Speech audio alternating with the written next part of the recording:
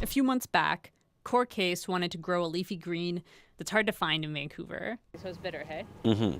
This is called kulubu. Kulubu. This leafy green is a comfort food for Cor.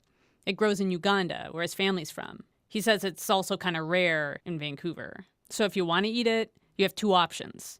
You cherish the times you do find it, or if you're Cor Case, activist, organizer, and burgeoning plantsman, you get a friend to get you some seeds and you grow it yourself. It literally came from the continent. It came from Uganda earlier this year. Yeah. Earlier this year. Earlier this year. Yes. Yes. And here it is. And here it is. It's like staring out at the North Shore Mill. Yeah. That's yeah. Wild. Cor is the founder of Afro-Van Connect, an arts and culture society dedicated to empowering Vancouver's Black community. He started the garden we're standing outside at the Vancouver Maritime Museum in Kitsilano around the time of the pandemic. It's been a journey. It's been and a lot of lessons, but we're happy to be here. We're happy that the city is supporting us as well. This plot of container gardens has a name, Fair Farms. It's a place to experiment, grow, and donate garden staples like tomatoes and also traditional foods from the African diaspora, as well as indigenous crops like tobacco. Some foods are hard to get, obviously, climate-wise and also price point. So we wanted to kind of just have an experience of seeing if we can hybridize certain plants to this climate. And we have been successful some years and not so some other years because obviously the weather changes.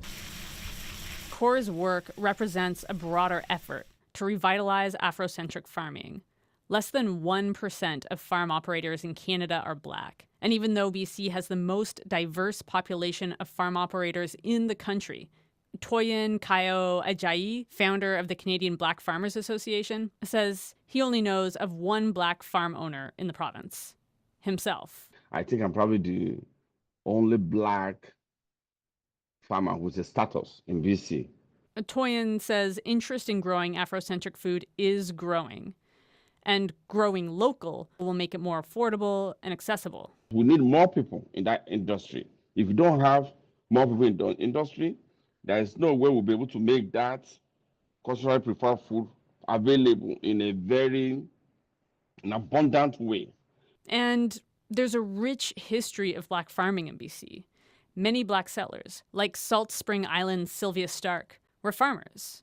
That's why Cor wants to make history tangible at his gardens, which, after all, are located at the Maritime Museum, a museum of Vancouver, places which have been criticized in the past for excluding Black histories and voices.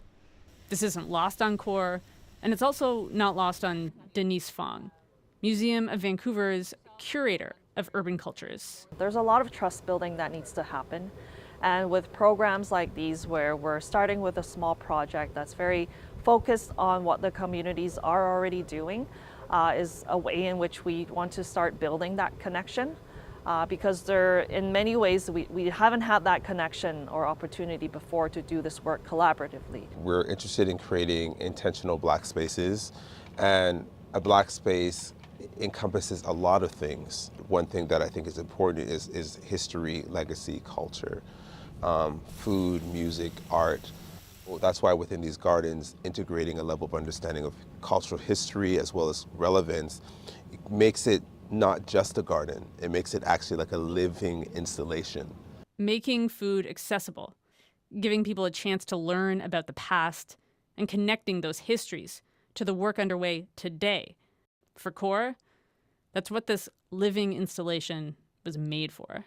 And I think the journey has been similar. I think I can find parallels between when you look at somebody like a Sylvia Stark, whose family, brought themselves out of slavery in Missouri and left a very chaotic, racist, toxic space and migrated to California to seeking better experiences. And then from California, receiving an invitation from Sir James Douglas to come into Vancouver and then taking that trip on the Commodore over to the island. Like this level of search for space, this level of search for a place where you can be authentic, a place of solace to add value. This is what that is for me.